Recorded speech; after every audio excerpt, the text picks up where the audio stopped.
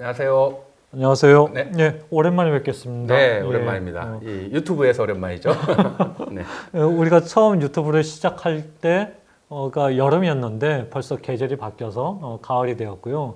그때 우리가 다시 영상을 찍을 수 있는 조건으로 조회수 2천을 얘기했었나? 합쳐도 안 돼. 합쳐서 2천이 안 되는데 뻔뻔스럽게 다시 나오게 됐습니다. 양해 부탁드리고요. 이것까지 합쳐서 2천을 기대하겠습니다. 소소하게. 그래서 이번에는 딱 한 편이나 두 편으로 짧고 굵게 이렇게 하면 될 것 같아요. 그럴까요? 네. 뭐 이렇게 사은품이라도 걸어야 될지 나는 이렇게 저조할 줄은 정말 몰랐습니다. 네, 그게 꼭 나의 탓인 것 같아가지고 제 탓인데 정말 일단 죄송한데. 그거 먼저 슈게이징 시집 발간 축하드립니다.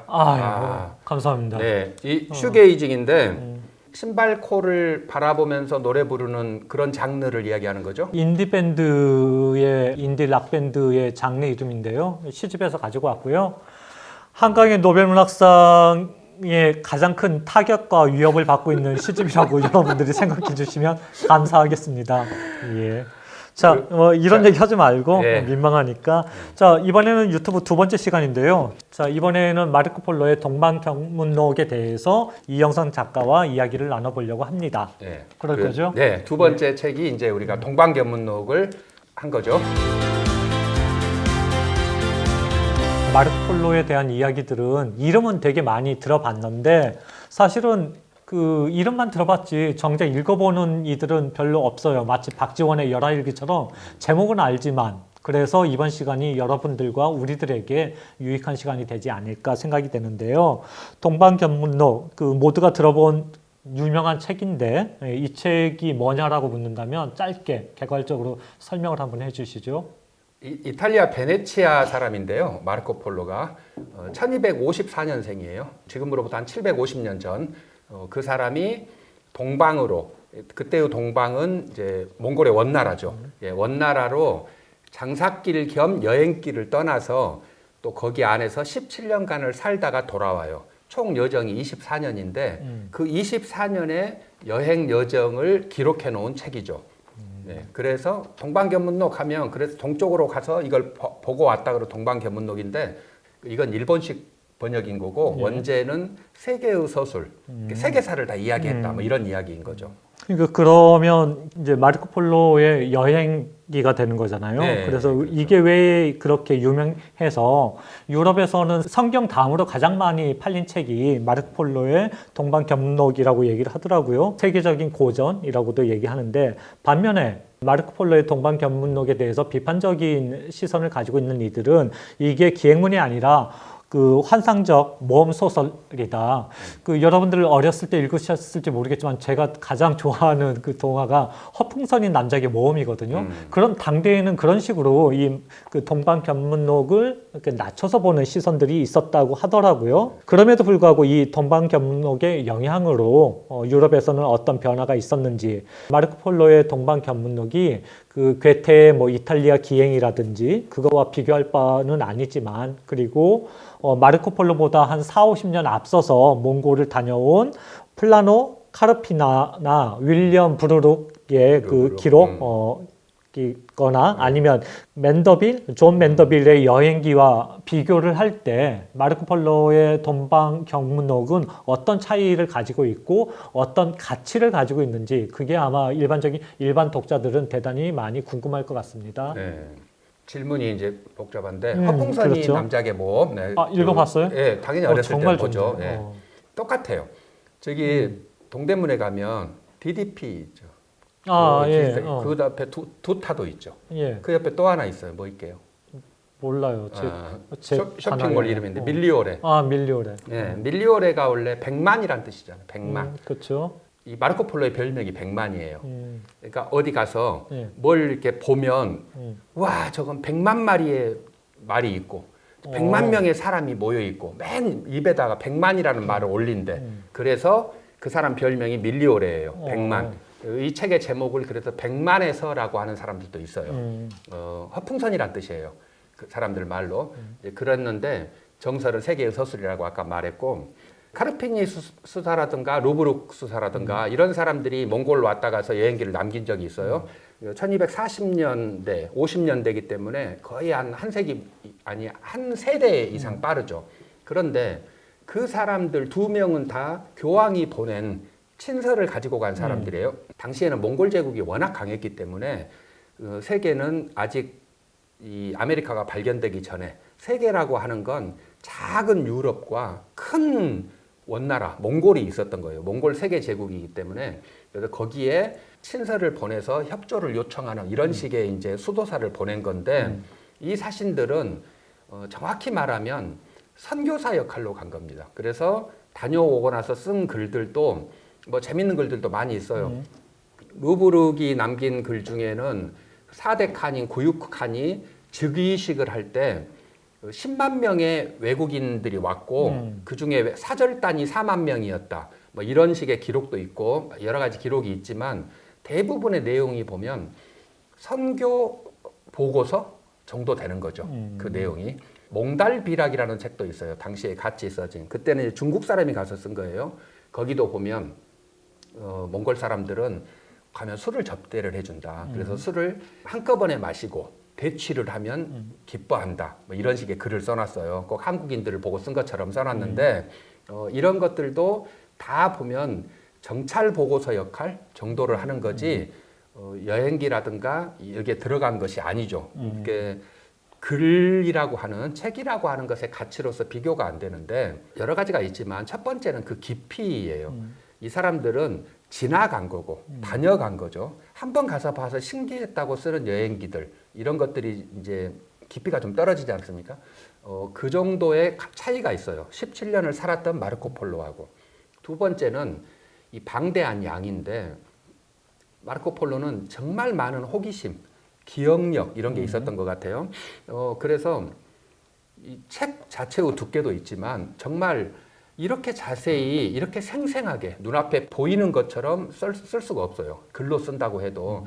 그래서 문학적 가치도 비교도 되지 않게 재밌어. 일단 읽기가. 그래서 여러 가지 거 깊이라든가 방대한 양이라든가 그 문장의 내용의 재미라든가 이런 것 때문에 그 앞전에 써졌던 짤막짤막한 여행기들하고는 비교할 수가 없는 좀 가치 있는 책이라고 저는 생각을 하죠. 책을 읽어보시면 아시겠지만 마르코 폴로가 여행을 하고 다녀갔던 그 지역에 대한 그 짤막짤막한 그러니까 그들의 종교나 어떤 지도자의 정치 체계나 그런 것들이 마치 보고서 형식으로 그 요약되어 있는 부분들도 있지만 사실은 그거는 어떤 그 단편적인 예이고 어느 지역에 가면 그가 받았던 인상적인 풍물이라든가 전쟁에 대한 이야기들 그런 것들이 거기에 살아보지 않은 사람은 도저히 파악할 수 없는 그런 내용들이 많아서 저도 되게 특별하다라는 생각을 가지게 되었는데요. 이 동방견문록을 읽다 보면 세계에 대한 인식의 지평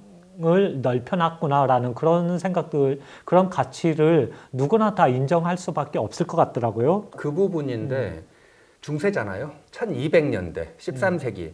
그러면 그때까지 사람들은 자기가 태어나서 농사짓는 땅을 경작을 하다가 거기서 죽어요. 그렇죠. 멀리 가봤자 장터에 한번 나갔다 오는 정도. 공간이 이렇게 작았어. 인간이 사는 공간이. 이 공간을 세계로 확대를 시킨 거예요. 그러면 인식도 확대가 되고 상상력도 확대가 그렇죠. 되고 그래서 인간에게 정말 지금 우주를 개발하는 것만큼의 새로운 지평, 이 창의력의 지평을 열어줬다라는 게 저는 마르코 폴로의 동방견문록이 우리 세계사에 던진 가장 큰 핵심적인 성과, 공헌이라고 저는 생각을 해요. 마르코 폴로의 동방견록의 어떤 긍정적인 평가 부분은 그런 부분이 있겠지만 또 한쪽에서는 어그로 끌듯이 얘기를 하면 이것 때문에 제국주의가 태동했다, 어떤 제국주의의 그 욕망을 발동시켰다라는 그런 비판도 없지 않아 있죠, 사실은.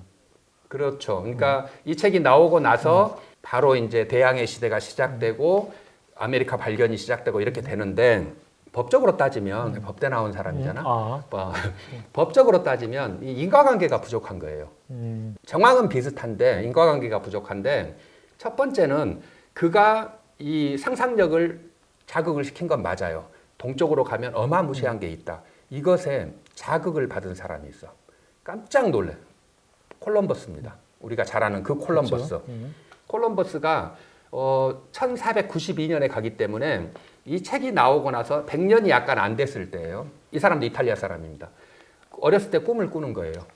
마르코 폴로의 동방견문록을 우리보다도 더 열심히 읽었어요. 우리보다. 그래서 여기다 밑줄을 그어놓고 옆에 라틴어로 메모를 해놓은 것들이 그 책이 남아 있어. 그래서 지금 스페인의 이제 세비야에 가면 콜럼버스 박물관이라고 있는데 거기에 이 책이 남아 있습니다. 마르코 폴로의 책이 콜럼버스가 그렇게 열심히 읽었다는 거예요. 이걸 보면서 나는 이제 동방을 찾아갈 거야라고 해가지고 이제 스페인의 이사벨라 여왕을 이렇게 잘 꼬셔가지고 이제 돈을 받아서 가잖아요. 그때 함께 동행했던 신부가 있어요. 라스카사스라는 신부인데 이 라스카사스 신부가 콜럼버스 항해록이라는 책을 썼거든. 이제 거기에 보면 이런 대목이 나옵니다. 오늘 또 콜럼버스는 품 안에서 데칸에게 보내는 이사벨라 여왕의 친서를 다시 꺼내 본다. 뭐 이런 대목들이 나오거든요.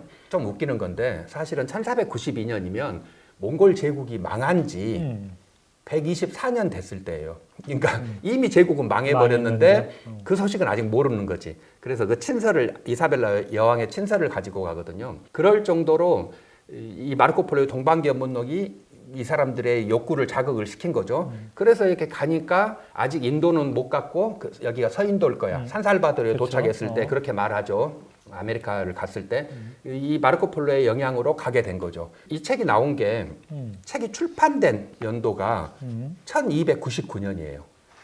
1299년. 그때 중요한 사건이 하나가 또 있어. 세계사에. 뭐죠? 오스만 투르크 제국. 오스만 투르크가 1299년에 시작을 합니다. 오스만 투르크 제국이 가운데 동양과 서양 사이에 가운데 딱 만들어지는 거예요. 어마무시한 제국이죠. 1922년까지 가는 제국이 만들어지죠. 동서 교류가 잘 안 돼요. 그래서 서양은 사실 그때는 작은 나라라 먹을 게 없었어. 동양에 큰 것이 있고 이걸 가지러 와야 돼. 그러니까 대항해 시대가 시작된 거예요. 육지 길이 막혔기 때문에 이런 것들이 엮어져 가지고 대항해 시대가 되고 제국주의가 되는데 네가 상상력을 자극했으니까 네 죄야라고 말하면 마르코 폴로가 억울하죠. 어그로를 끌기 위한 것일 수 있는데 제국주의적 측면에서는 그럴 수는 있겠네. 동기는 자극을 했네. 그러나 네 죄는 아니네. 그렇죠. 그게 어떤 영향을 받아 만들어내는 건 일종의 수용자의 몫이기 때문에 그것을 뭐 마르코 폴로의 잘못이다라고 얘기를 하기는 어려운데 네, 그렇죠. 이영선 작가는 생각해 보니까 우리가 같은 학교, 같은 고등학교의 문과생이었는데 세계사 전공이구나. 나는 지리반이었는데 그래서 내가 좀 딸렸네. 이제 그런다고 칩시다. 네. 자, 그래서 책 얘기를 조금 더 해보자면요. 네. 마르코 폴로가 누구인지, 마르코 폴로의 어떤 캐릭터를 알면 이 책을 좀 더 쉽게 접근할 수 있을 것 같은데, 애들 만화 영화에도 마르코 폴로가 주인공이 되어서 나오는 것들을 어디선가 내가 본 기억이 있는데, 구체적으로 마르코 폴로에 대해서 한번 소개를 해 주시죠. 마르코 폴로 우리 뭐 넷플릭스 드라마도 있고 미국에선가 만든 드라마 그렇죠. 저는 못 봤습니다. 너무 긴 편인 것 같아요. 저는 봤어요. 19금이어가지고 봤어요. 잘하셨습니다.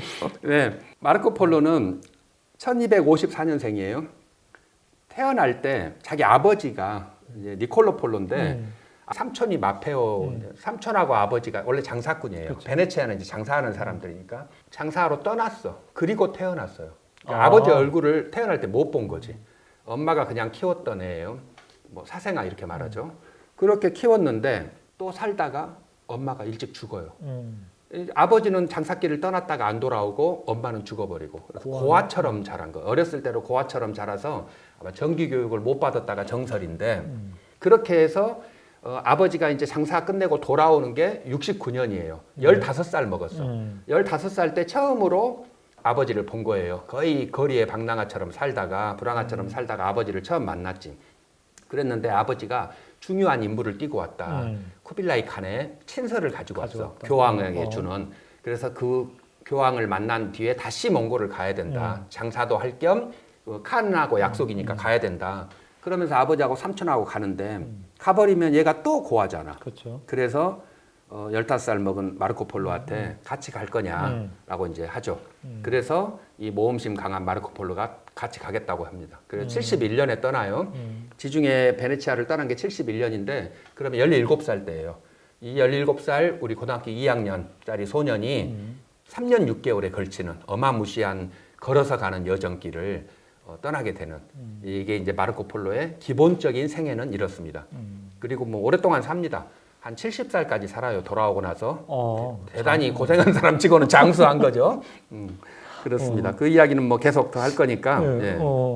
그 외국 여행을 하면서 여기저기서 보양식을 많이 먹었나. 네. 자, 그러면 책 얘기를 조금 이제 본격적으로 해보면 이 책은 어떤 그 판형에는 이게 전체가 232장으로 되어 있기도 하고 제가 읽었던 책은 248장으로 되어 있고 판본에 따라서 조금 다르긴 한데 그럼에도 불구하고 변하지 않는 건 그 서편에 해당되는 부분이 1장부터 19장이라는 거죠. 네. 그런데 책에 보면 그 서장에 있는 서편 부분에 보면 마르코 폴로가 포로가 되어서 그 제노바 감옥에 갇혀 있다가 그 같은 포로였던 첼로에게 어려워요, 이제 그 구술한 사람. 네. 내용이라고 하죠. 그러면 마르코 폴로는 왜 그 당시에 감옥에 갇혔죠? 이탈리아 지도가 이렇게 있어요. 장화처럼 생겼죠. 그렇죠. 지중해를 향해 나와 있는 장화인데 그 장화의 싣는 부분의 뒤쪽이 베네치아예요. 오금 쪽이죠. 장화의 오금 쪽이 베네치아인데 이 베네치아 사람이 출발을 했다가 돌아왔는데 돌아오는 게 1294년이에요. 71년에 갔다 94년에 24년 만에 온 거죠. 왔는데 이 사람이 역마살이 있었는지 혹은 애국심이 투철했는지 모르지만 바로 2년 뒤에 있는 제노바하고의 전쟁이 일어납니다. 지중해 해상권을 두고 이 정반대편 그러니까 구두 싣는 부분의 앞굽 무릎 있는 데 부분이 제노바예요. 제노바도 공화국이고 베네치아도 공화국이죠. 이 두 공화국 간의 전쟁이 일어나요. 이 전쟁에 참여를 했어. 마르코 폴로가 돌아온 지 2년 만에. 돌아와서 2년이면 거의 한 40 된 나이 아니에요? 늘 네. 오래된 나이인데. 마흔이 넘어서 뭐 장교로 들어갔다는 예. 설도 있지만 뭐 그것과 아무튼, 상관없이 어쨌든 전쟁을 하러 갔다가 포로로 잡힙니다. 그래가지고 제노바에 있는 포로 수용소에 갇혀 있는데 거기에 감방 동기가 루스티첼로였던 거죠. 루스티첼로. 예. 그래서 행운인 거지. 이거 이제 아까 말했지만 허풍쟁이라 그랬잖아요. 그렇죠. 호기심도 많지만 이 입을 그냥 둘 수가 없어. 그러니까 막 이제 구라를 풀어낸 거예요. 우리나라에도 3대 구라가 아, 있는데. 그렇죠. 예. 그 3대 구라. 예, 그거 AI한테 물어보면 웃긴 답 나오는 거 알죠? 그런 식의 구라꾼이어가지고 막 이야기를 하니까 이 루스텔로가 이거는 이야기가 되겠는데 적어야겠는데 라고 했다고 지금 서장에 나와 있죠. 네, 우리의 마르코 폴로님. 그러면 이게 되게 분량도 많고 페이지 수도 많고 되게 꼼꼼한 묘사 그 다음에 생동감 있는 서술 뭐 그런 것들을 보면 마르코 폴로가 구술을 한 거잖아요. 직접 네. 쓰는 게 차라리 나을 수도 있다고 생각이 되는데 그걸 기억력에 의해서 풀어냈다는 건 대단한 기억력이라고 할 수밖에 없는데 그럼에도 불구하고 저는 루스티첼로가 대단하다라는 생각이 들어요. 루스티첼로는 어떤 사람인지 설명해 주실 수 있을까? 네.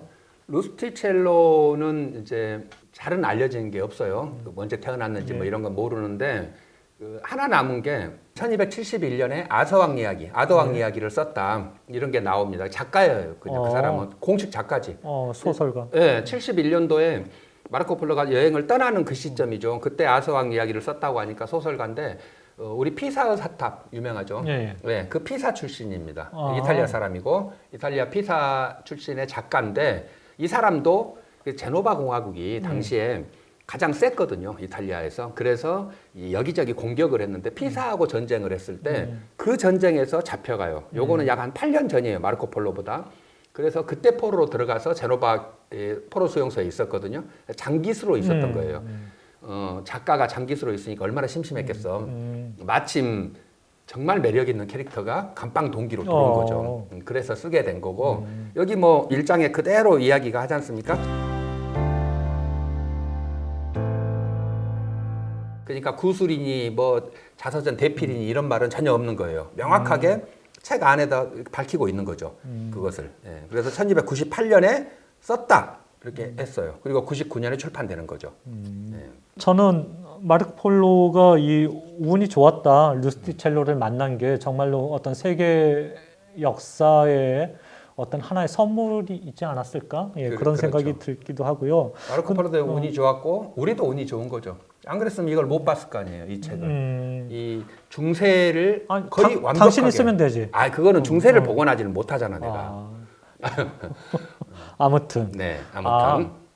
문득 그 생각도 드네요. 81일간의 세계 일주. 네. 아무튼 정설은 아니지만 그 동방견목록이 이게 짝퉁이다. 마르코 폴로 자체가 가상의 인물이고 그다음 동방견목록도 앞에서 얘기했지만 SF와 같은 환상적인 모험 이야기다라고 얘기를 하는데 거기에 대해서는 어떻게 설명을 할 수 있을까요? 파란만장했잖아요. 어렸을 때가 사생아였고 고아로 살았고 그 24년간의 여행을 했고 또 전쟁에 참여했고 포로가 됐고 이렇게 했는데 70살까지 살았다 그랬죠. 1324년에 죽어요.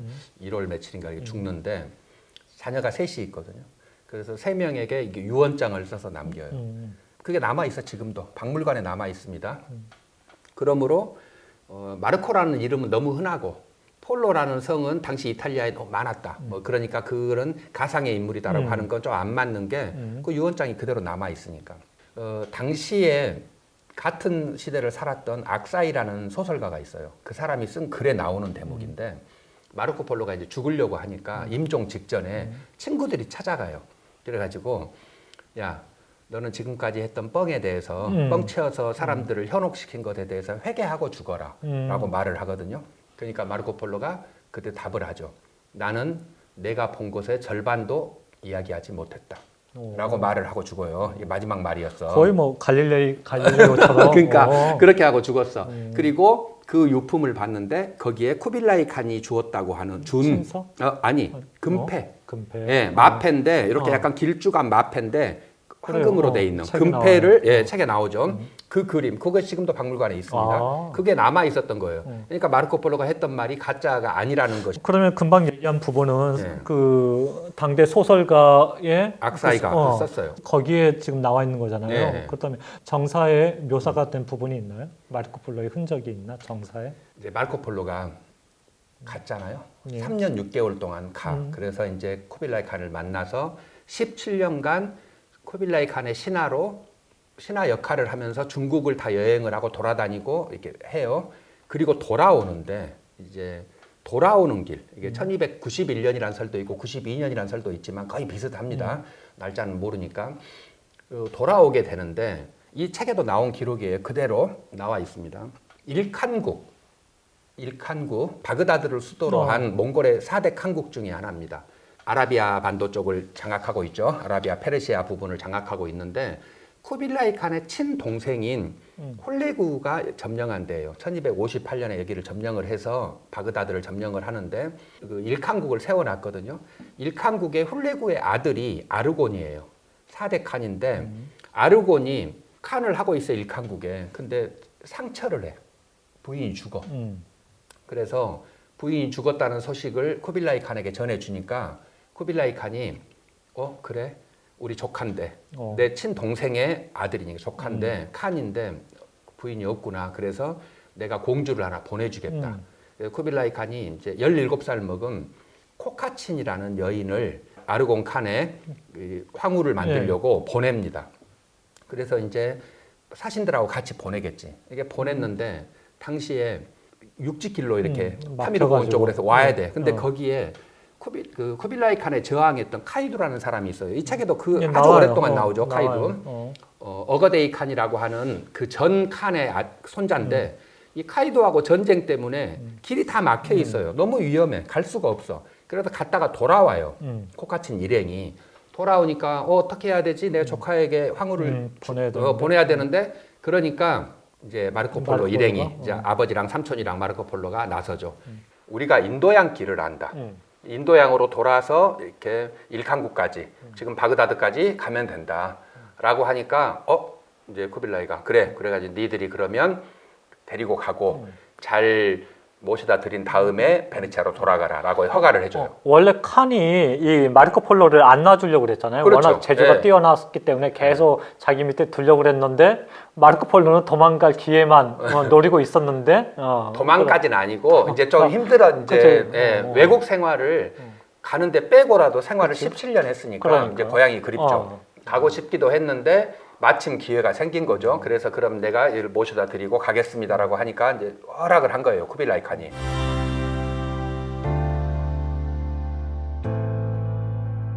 그렇게 해서 인도양 길로 돌아가지고 이 일칸국으로 옵니다. 바그다드까지 왔는데 여기도 또 재밌는 이야기가 있어. 어떤? 아르곤이 이제 훌레구의 아들이잖아요. 네. 아르곤이 이 오는 동안에 죽어버린 거예요. 맞아. 맞아. 네, 아르곤이 죽어가지고 자기 동생이었던 게이아투가 칸을 하고 있어요. 5대 칸을. 아르곤의 아들은 가잔이라는 칸이에요. 이 사람은 나중에 7대 칸이 됩니다. 그 일칸국의 7대 칸. 그래서 이걸 어떻게 해야 되지? 마르코폴로 일행이. 네. 그러다가 당시 게이아투하고 가잔은 거의 전쟁 중이었거든요. 가잔 칸을 만나러 가요. 아들에게.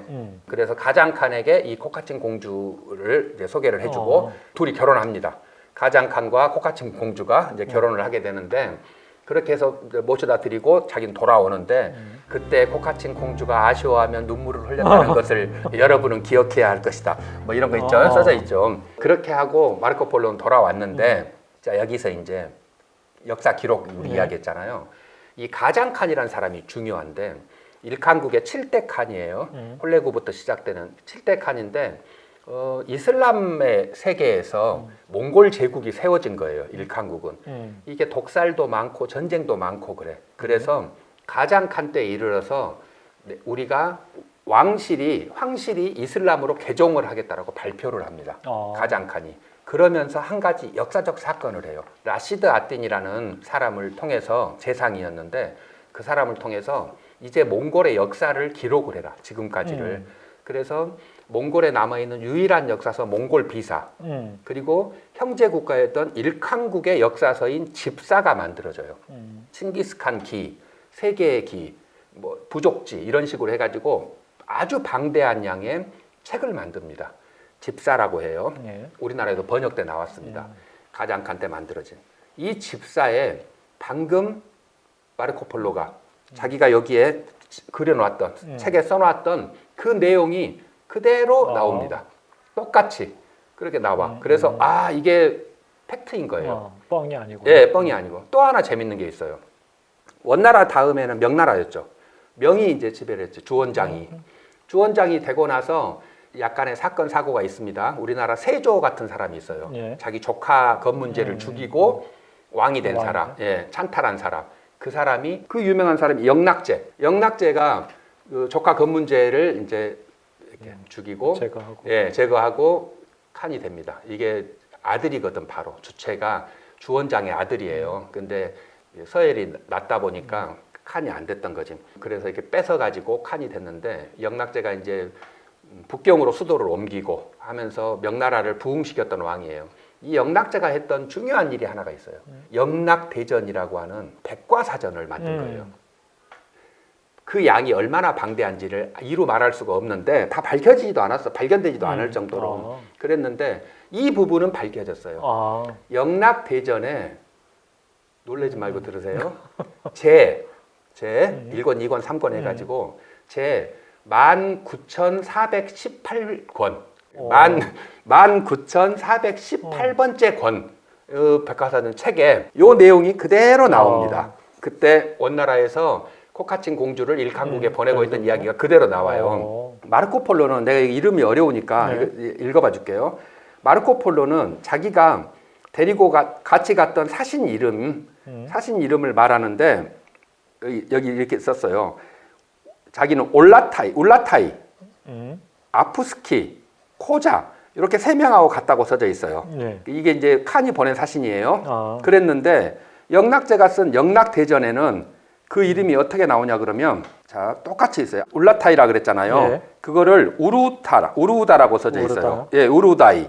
그 다음에 아프스키는 아비시카라고 써져 있어요. 코자는 호자라고 써져 있어. 영락대전에 써져 있는 한자 음역이에요. 같은 사람 3명이 그대로 같이 갔던 사신들 이름까지 똑같아요. 영락대전 제 19,418권에 나와 있는 짬적편에 나와 있는 그 이야기 대목이 그대로 마르코폴로의 이 동방견문록에 나와 있던 언어 이름까지 똑같아요. 이거는 정사에 나온 팩트인 거죠. 예, 그러니까 이제 더 이상 동방견문록이 가짜다라든가 마르코 허구가 폴로가 아니다. 만들어진 인물이라든가 이런 이야기는 사실은 진짜로 어그로 끄는 이야기지 정설이라고 볼 수가 없는 것 같습니다.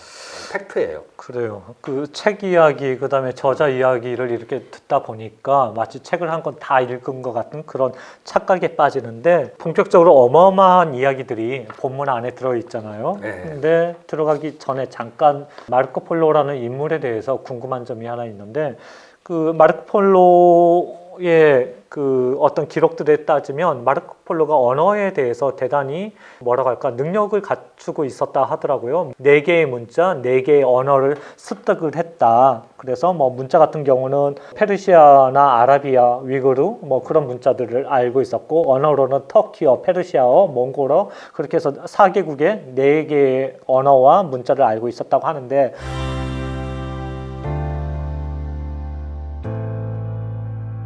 제가 궁금한 건 정작 17년 동안 중국에 머물었음에도 불구하고 중국어는 한자에 왜 능하지 못했을까? 그거는 왜 습득하지 못했을까 하는 그런 의문이 들거든요. 그리고 또 하나 이제 곁다리로 질문을 해보자면 지가 써도 되는데 지라고 하면 안 될까? 마르코 폴로가 직접 쓰셔도 되는데 왜 이렇게 구술을 해서 그에게 맡겼을까? 드리고 싶네요. 구술 이야기를 먼저 하자면 이거는 팩트는 아니에요. 제 뇌피셜이에요. 예. 어렸을 때 교육을 못 받았을 확률이 너무 높아요. 사생아까지는 그렇다고 치고 엄마가 일찍 죽었어. 고아여서 의무교육도 아니었잖아요. 국가가 대주지도 않아. 그래서 거의 거리의 불황아처럼 살았기 때문에 학교를 잘 못 다녔을 확률이 있고 또 중요한 게 우리는 국어를 12년간 거의 대부분 배우잖아요. 근데 자기 글 못 쓰잖아. 글쓰기는 또 말하는 거하고 다르죠.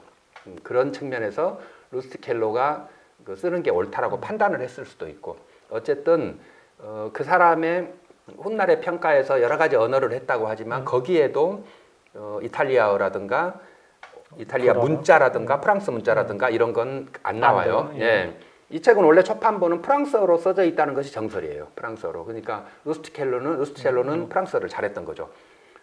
구술을 했던 이유는 문자는 그렇게 능숙하지 않았던 것 같은 그렇게밖에 볼 수가 없는 것 같고 문장력 이런 걸 떠나서 그건 알 수가 없으니까 중국어 문제인데 이제 여기 핵심이 중국어인데 17년을 거기서 아예 살았기 때문에 했을 확률이 높겠죠. 그쵸? 그냥 정상적이고 그리고 본인 여기 책에 나온 표현대로 본인은 매우 영특한 그래서 쿠빌라이 칸이 아주 총애했던 그런 사람이었으니까 언어 능력도 뛰어났다고 하는데 왜 중국어는 못했느냐? 당시에 원나라 쿠빌라이 칸의 정책을 좀 생각을 해봐야 되는데 정보를 쥐는 자가 세계를 쥔다. 이게 그때도 그랬을 거 아니에요? 그러니까 중국이라고 하는 큰 땅에 베이징에 수도를 삼았어요. 몽골족이 와가지고 그러면 천지사방을 중국인이 둘러싸고 있는 형국이죠. 여기에 정보를 중국인이 가져가면 내가 장악을 못해요. 제국을.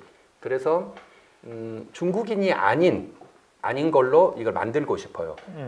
인종의 서열을 만듭니다. 첫 번째가 몽골인이죠. 두 번째가 생목인이에요. 생목인, 눈이 색깔 있는 눈.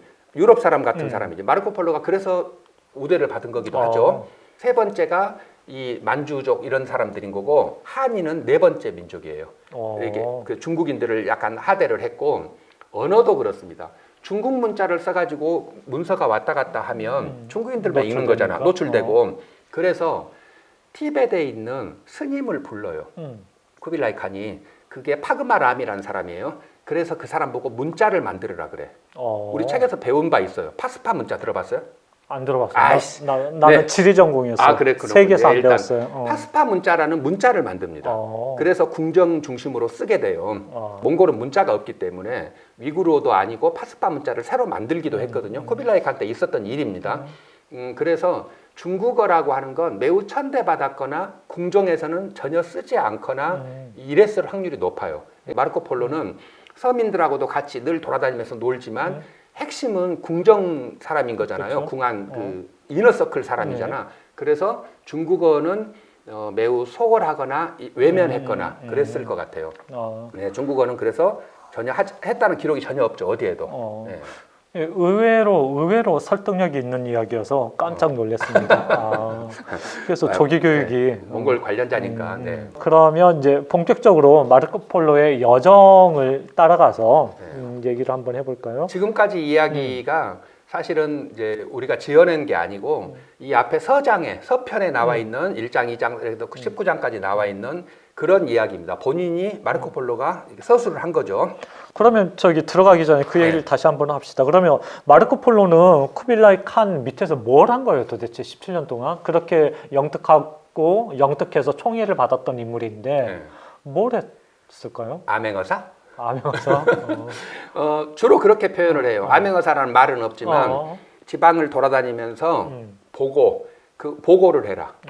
그러니까 쿠빌라이 칸은 그 전에 내가 아까 너무 길까봐 말을 안 했는데 애가 태어나고 15살 때 아버지를 처음 봤다고 했잖아요. 그렇죠. 마르코폴로가 임신이 된 상태에서 아버지하고 삼촌이 여행을 떠났는데 장사를 떠났는데 가까운 데로 갔어요. 지중해에서 요 흑해 쪽으로 갔어요. 그 지도상으로 보면 바로 동북쪽에 있습니다. 흑해가.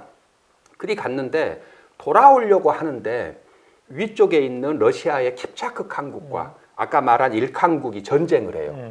당시에는 형제 국가인데도 전쟁을 했어요. 이 전쟁을 해가지고 길이 막힌 거야.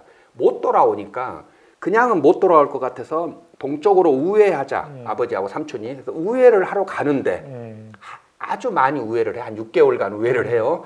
그랬는데 이 우회하던 길에 일칸국의 사신이 쿠빌라이 칸을 만나러 가는 길에 또 어느 주막에서 만났어. 그래가지고 우리 칸이 당신 같은 생목인들의 그 새로운 소식을 너무 좋아한다.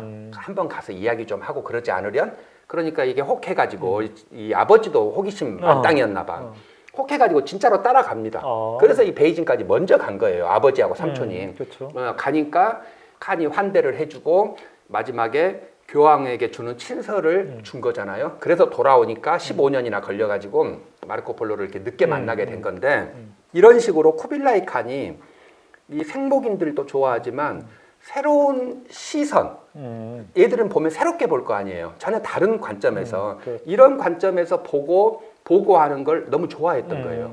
니들이 나한테 아부하는 애들 말고 네 눈으로 보는 게 정확하고 좋아. 그래서 아무 곳이나 가서 네가 관리들을 좀 봐보고 어떻게 정치가 돌아가는지도 보고 그리고 나한테 와서 한 번씩 이야기를 해줘. 이 역할을 시킨 거예요. 많이 돌아다니죠. 본인 기록에 의하면 얀주라고 하는 지금의 양주 땅입니다. 양주 땅에 가가지고는 3년 동안 지방관 활동을 했다라고 나오잖아요, 여기.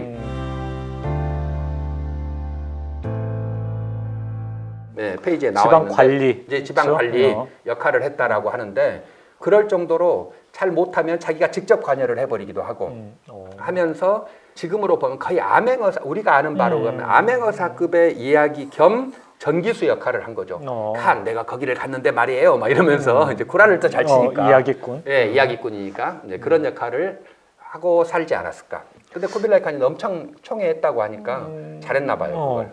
그랬을 것 같아요. 영특하고 그러니까 사생아여서 그 어려서의 그 성장기의 삶이 고난하긴 했겠지만 그만큼의 이제 살아남기 위한 능력들이 갖춰지는 과정이라고 또 볼 수 있었기 때문에 아마도 그래서 더 이쁨을 받지 않았을까라는 생각이 들고요. 아까 이제 그 말을 잠깐 바꿨었는데 본격적으로 마르코폴로의 여정을 쫓아서 한번 그 본문의 내용들을 살펴보자면 아까 이제 그 서편은 끝났고 그 다음에 본문의 1편이 서아시아잖아요. 그럼 여기는 어딘가요?